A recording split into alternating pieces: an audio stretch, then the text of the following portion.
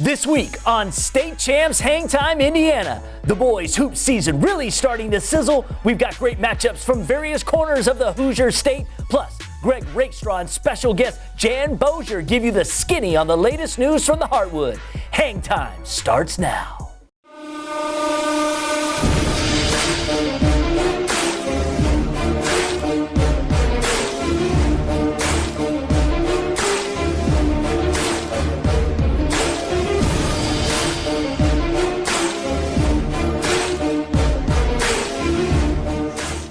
Champs Hangtime is presented by Lawrence Technological University, where Blue Devils dare.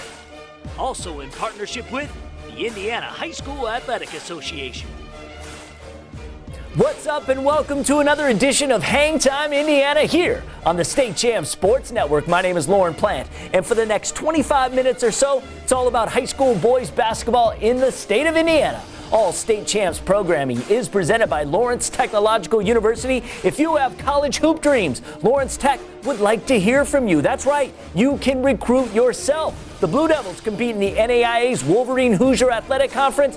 Think of it like the NCAA's Division II. Academic and athletic scholarships are ready to be awarded. Go to LTUathletics.com to recruit yourself. Greg and Jan are just itching to tell you all about the latest news happenings, but not before we show you some highlights. Here we go. I'm John Rawlings from the Evansville area. We begin with the championship game of the final boys SIAC tournament. Boise tingling with Harrison. Just before the end of the first, Tyron Funchess feeds Matthew Wagner. That's 3 of his 15 on the night. Now Boise gets defensive. Kieran Powell comes up with the rejection. Bulldogs still in front. Warriors won't back down though. Jatwan Watson gets into the paint. Harrison chipping away. On the next Boise possession, the Bulldogs go inside to Powell. The Houston commit gets the reverse. Boise in control. Minutes later, Funchess decides to have some fun from deep. The senior knocks down the jumper. He goes for 12. As for Powell, he continues to live at the rack, soaring up for the bucket. He finishes with 14 points, and for good measure, Julian Norse gets the jumper to fall and some love from the rim. Boise wins 75-52. That's an SIAC tournament three-peat for the Bulldogs.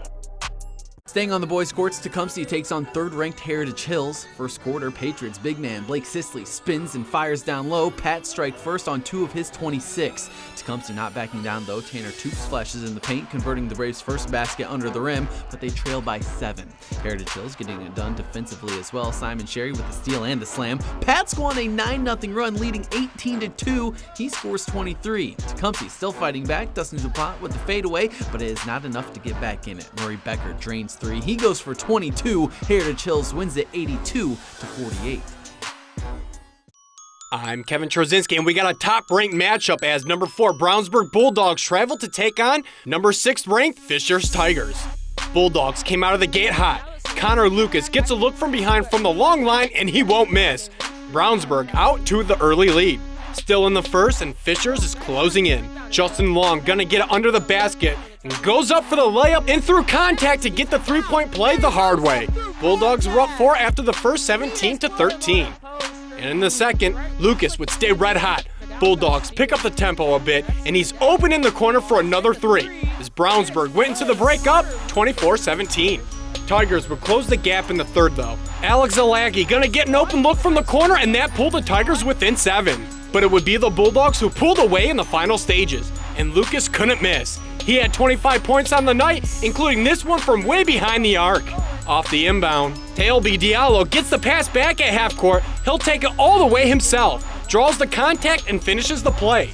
As the Brownsburg Bulldogs finish off the game by a final score of 61-43 over the Fishers Tigers. I'm Chuck Pellerito, and we head over to the Southport Fieldhouse for the championship game of the Marion County Tournament. The number 1 ranked team in 4A, the Lawrence North Wildcats, took on their rivals and number 3 team, Lawrence Central Bears. Lawrence North coming in undefeated on the season and looking to start things off early. Tony Perkins long on the triple, but DJ Hughes right there for the board and the bucket. But the Bears respond a few possessions later. Nigel Pack unable to find any room, but Dre Davis able to get it. He lets loose a 3-ball. Wildcats led after 1, 13-7. And LN would keep it going in the second. Omar Cooper gets it in the paint, goes up, is stuffed at the rim, but he gets it right back and makes sure this one falls. Just before the first half comes to a close, Hughes looking for something, finally finds a lane. He'll finish with the one-handed jam, and the Wildcats went into the half up 23-19. But the Bears would close the gap in the third. Pack works around defenders on the baseline. He'll finish at the rack. A 20-point quarter put the Bears in front 39-37. But the Wildcats would prove to be too much. Perkins working the outside. Cooper wide open, and he'll hit it from deep. And the Wildcats remain undefeated as they win the Marion County Championship, downing Lawrence Central 51-46, our final score. Hello there, Greg Rakestraw and not Bob Stambazzi. I literally got someone that could fill his proportions from both a talent, knowledge, and overall physical stature standpoint from the IHSAA Champions Network and the ISC Sports Network as well. It is Big Jan Boser. Thank you for the fill-in at the last minute, my friend. Always good to be with you. Great to be here. Great to be here. Love to work with you guys. Well, frankly, this is something where, we're going to talk basketball whether on camera or not. This is not exactly uncommon for us. And when you talk about big school 4A Indianapolis basketball and maybe even 4A statewide, to me, the first two schools you got to talk about this year are Lawrence North and Lawrence Central. I was privileged enough to be on the call of the first game, the regular season game, back on December the 11th. They played for a second time. We expect it to be three with a sectional game. They played for the Marion County Championship on Saturday night, and LN got them again. Low-scoring affair. They won it 51-46. Well, there's LN, there's Lawrence Central, and then I think everybody else is fighting to compete on that level. Right. LN has withstood some overtimes. They beat the second-best team twice. Can anybody knock them off? It's a good question. They've got great talent. Tony Perkins going to head to Iowa, their star senior. I love a couple of their juniors in Hughes and Avance. Again, as is always the case with LN's teams as of late, they don't go very deep. They're going to play their top 6 or 7 guys, and I think it's as good as they are to ask them to beat Lawrence Central a third time.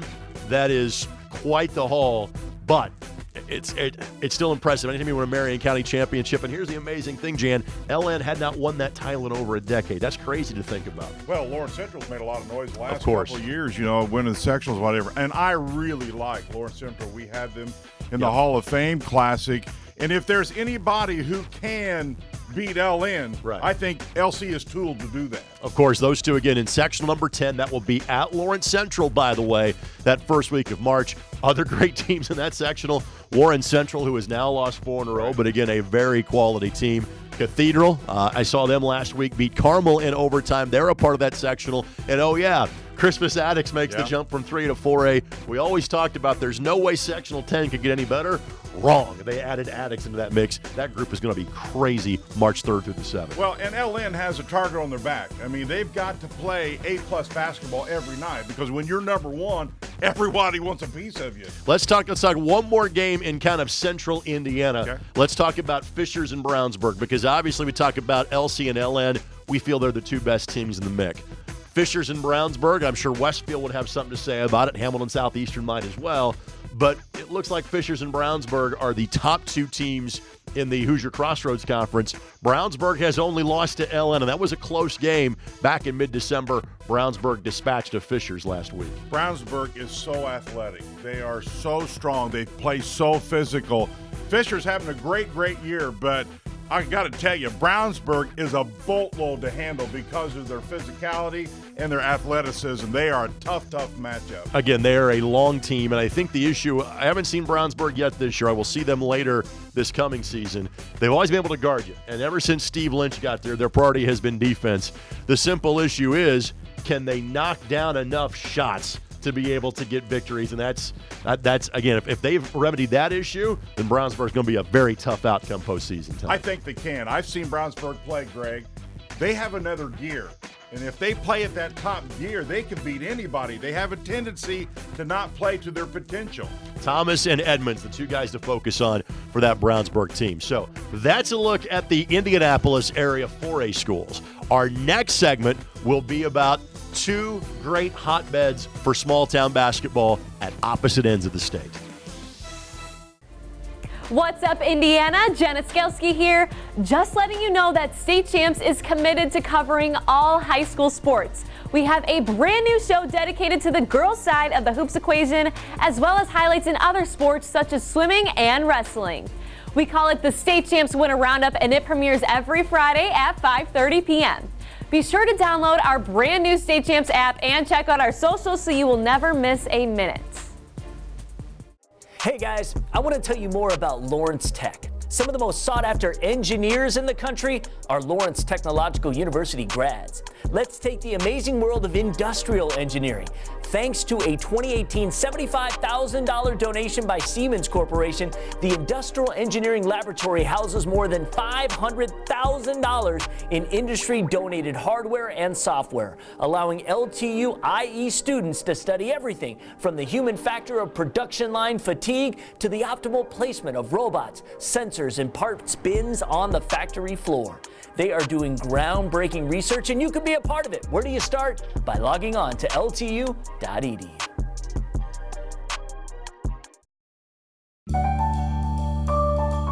I admit it, I love working with money, negotiating, and making big decisions. That's why I'm majoring in finance and economics at Lawrence Tech. What's truly amazing about the education here is the small class sizes that give me easy access to my professors who truly care about my future. They even helped me get a great internship. And I was able to fulfill my lifelong dream of playing college golf. Lawrence Tech, where Blue Devils dare.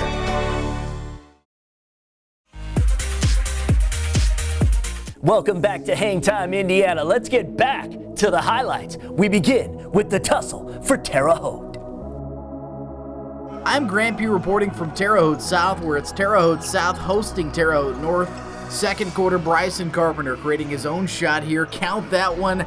North leads by 9 points. At the south end, Deontay Wade finishing this possession off. South stays within striking distance.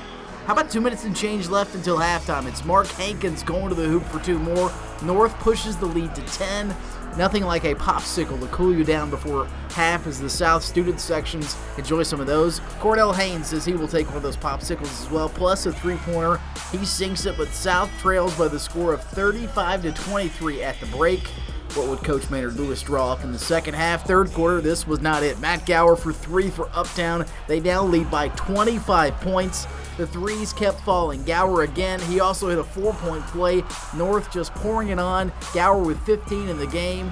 Then it's some good ball movement by the Patriots to Dalton Sturm, the senior. An old-fashioned 3-point play. How about that? What's better than a 3-point play? How about a 4-point play? Dalton Sturm again hits the 3 plus the foul. Are you kidding me? Patriots up big, and they get the big win against South. Sturm had 27, 67-55, your final. How about Lagodi hosting Bar Reeve? Opening quarter, Peyton Bledsoe dialed in. He had 15 points for the Lions. That's their first points of this game. But Bar Reeve has a sharpshooter in Hagen Knepp. Knocks that one down, makes it 7-3. The three-point exhibition continued. Jordan Wildman also had 15. This ties the game at 7. Then it's Landon Harder off the inbounds pass. Nice shot by him. We are tied up at 9. Back and forth we go. Keegan O'Neal to Bryson Graber. Yes, indeed, tied at 12. One more before half. Bledsoe again. These guys are terrific shooters. Dylan, Jacob, and Ryder are doing backflips at the half. Great job, guys. How about this? Second half, Silas Bauer takes over. Oh, man, just throwing that one down. He finished with 14. Later, it's good passing, and one dunk certainly deserves another. Wouldn't you say? Lagodi starting to pull away. But Bar Reeve keeps fighting. Knepp to O'Neal down low. That cuts the deficit to 3. Then Jacob Wagler takes all 3 of these. Vikings never quit, but the Lions are just too much at home. They get the big win to snap a 9-game losing streak to Bar Reeve. 51-48, the final. I'm Glenn Marini from the Fort Wayne area. Huge game in the Summit City. Snyder at Homestead at first quarter. It's Homestead. Zach Kruger, an Indiana Junior All-Star last year, rattles home the 3. Later in the first, though, it's Snyder doing work. Michael Ealy double-teamed. He kicks it to Elijah Wemby in the corner, and Snyder led by 11 in the first. Second quarter, big momentum swing. Luke Goody to Grant Simmons. He beats the halftime buzzer as Homestead battles back to actually lead at the break by 4, 32-28. Third quarter, Jay-Sean Underwood to Dylan Duff. Duff had 14. Panthers up 2. Fourth quarter now. Oh, this baby would get crazy. Goody with the slam. That's Luke Goody. He led all scorers with 18 points.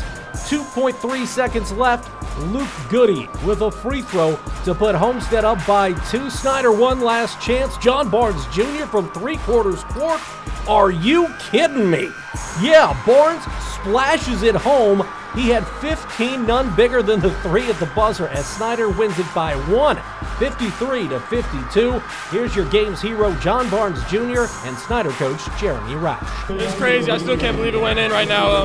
I feel like we should have won that game a few possessions before that, so I feel like we deserve to make that one right there. We let it slip in the end with about 1 minute left, but that one went in, and nothing feels better right now. Crazy. I mean, and I probably didn't do a good enough job coaching. I'm complaining about the call, and those guys just stepped right up and did what they needed to do. And I really feel like we outplayed them, and we got stops down the stretch, and a couple things don't go our way, and all of a sudden they're in position. But credit John. John was locked in yesterday. John was locked in all day today. He's senior, he's tough, he's mature, he's a winner, and obviously that was shown tonight. Packed house up in Topeka for the NECC Tournament semifinals. 7th-ranked Prairie Heights in 2A, taking on 16th-ranked Westview. In the first quarter, it was all Westview. You saw the 3 from Blake Egley, and then it's Charlie Yoder with a bucket of his own. It's a 7-zip lead for Westview. But guess what? Prairie Heights has the big guy inside, 6'8" senior Elijah Malone. He gets the Panthers on the board. Westview firing back. It's Yoder for 3. That's why he's LaGrange County's all-time leading scorer. But Prairie Heights can shoot the basketball as well. Brandon Christlieb from deep as Prairie Heights wins a good one in overtime, 47-46. Welcome back again, Greg Rakestraw and Jan Boser. Our portion of the fun here for state champs Indiana Hangtime. We talked about a couple of the big 4A matchups. All right, now let's talk about the opposite end of the spectrum, 1A and 2A. Let's go to the northern part of the state. Westview, in the days of class basketball, there's always been a Yoder, and there's always been a lot of victories. Well, Charlie Yoder is the star player this year, potential Indiana All-Star candidate. Probably had more talent around him a year ago, but still a very good team. They are 9-3, but a team we even talked about last week is Prairie Heights, one of the best three-point shooting teams in the state of Indiana, and Prairie Heights got a nice overtime victory over Westview last week in their conference tournament in the Northeast Corner Conference. Yeah, it was a great Prairie Heights 12-2 and Westview 9-3. It was a slower tempo. Both those teams score in the 60s. This one went a little slower, and Prairie Heights takes the win. Now, Prairie Heights did lose to Central Noble the following night in a much more high-scoring game, right, and since have lost to Woodland as well. So Prairie Heights has now lost 3 of their last 5 after starting the season 10-0. And the question is really for Prairie Heights. They won 20 games a season ago. Again, they run into Westview on a regular basis. Can they overcome that nemesis come postseason time? Well, I think they can. I think they've got a lot of momentum going into the last half of the season, Greg, and I'm seeing teams more and more. If they can score, they can win. Yep. Teams right now that are struggling to score are really struggling. They can't play defense good enough to win these games going down the stretch. If you look at the three-point shooting stats, like best teams in terms of percentage, there is a direct relationship to these are some of the best teams in the state, right, from a record perspective. If you can knock down the 3, it makes everything else so much easier. Central Noble, Prairie Heights, and Westview, all next-door neighbors, all teams that play in the same sectional. So again, those 3 teams really will kind of run through each other again to come postseason time. All right, so from that hotbed of basketball in Smallton, Indiana, in the northeast corner of the state, we go to the southwest corner of the state. There is not as fierce of a rivalry in the state of Indiana as Bar Reeve and Lagodi. The relationship to gym size converse to town size, there's not a bigger ratio there than Lagodi, a 1A school that gets about 4,500 into their gym, and it's been a one-sided affair the last decade or so. Bar Reeve has been so good, first under Brian Hughes and now under Coach Thompson. Well, Lagodi got them. Handed Bar Reeve their first loss of the season on Friday night. First and only loss. And every year, my question is, how does Bar Reeve, as small as they are, Greg, every year you hear Bar Reeves in basketball. I've had him in the state multiple times. And I don't know how they do it. They've got a tradition there, and everybody lives up to the hype. Well, no doubt about it. Again, Lagodi does have a state championship in the last decade, but Bar-Reeve has been the team that has been there on a far more regular basis. Of course, the runners-up last year to Fort Wayne Blackhawk. Again, those two schools are in the same sectional. Expect them to play each other again at some point in time this season. Both those schools in the top 10. And North Davies, also a really good team at 8-5. They're in the top 10 in Class 1A. The Lagodi sectional, they've got the biggest gym. That's where the sectional goes. That will be the place to be come the first week of March in southwestern Indiana. With that, now let's talk about the games that we want to watch coming up this weekend. First of all, a game you and I will share a broadcast of. We saw Warren Central lose to Zionsville on Tuesday night, a fourth consecutive loss. Your reward? You get LC after losing the county championship game. Well, Warren Central's whole schedule, there's no soft piece to it at all. And right now, Warren is just not shooting the ball very well. And I think when they can overcome that, they'll get back to where they was. But they're in a real meat part of their schedule right now. It's not going to get any easier with LC, but I will say this. LC kind of likes to play the same game Warren Central does. So I think that matchup makes it a little better. From LC to LN. LN has 2 games this weekend. They have to go on the road to play at Homestead on Saturday night. That's a great test for Homestead. And again, that kind of gives you an idea as to where you stack up if you can get past the sectional round onto the regional and beyond. Yeah, and Homestead has a game with Fort Wayne, and they're not real good this year, so they can't overlook that on Friday. Then they play LN on Saturday, so they got to take care of business on Friday and then get LN on a big game on Saturday. 2 games I want to focus on elsewhere in the state where the cross-town or cross-county school has a chance to play against a talented, larger school, but they bring a pretty good team into the mix as well. Lafayette Jeff and Central Catholic, both teams ranked in their respective polls. Jeff is number 6 in 4A, Central Catholic number 5 in 1A. I'll have the call of that one coming up on Saturday night. Jeff is so fun to watch with the Barnheisers and the Beavers. Well, if you're Barnheiser, you're supposed to shoot the ball, and they do. And when they do shoot the ball, and they do most of the time, they're hard to beat. And if they continue to shoot the ball really well, they can go far. They have a little problem defending in the paint sometimes. And when teams are lengthy and go to the paint, they give them a challenge. The Killer Bees, Barnheiser and Beaver for Jeff. The Barretts for Central Catholic. Of course, Dave, the longtime head coach at CC, a team that was in the 1A state championship game just about 3 years ago. The other game, same night on Saturday night in Decatur County, South Decatur. 13-0 going into the weekend. They were number 3 in the 2A polls this past week under head coach Kendall Wildy. Taking on Greensburg. It's been lopsided in these county rivalries for Greensburg against North or South Decatur as of late. That's going to be a full house in Greensburg on Saturday. You know, you go to Greensburg. When you go to Greensburg, it's one of the best places to play basketball. That place will be packed. Be a great game, I think, as well. This show could be packed because we've got other great games. We can't mention it because we're simply out of time. Thanks for joining us again for Jan Boser. This is Greg Rakestraw. Lauren, back to you. That's all the time we have today, but not to worry. Another edition of Hangtime Indiana coming at you next week. In the meantime, be sure to download the new free State Champs app and follow State Champs Indiana on all the socials. We'll see you next time. State Champs Hangtime is presented by Lawrence Technological University, where Blue Devils dare. Also in partnership with the Indiana High School Athletic Association.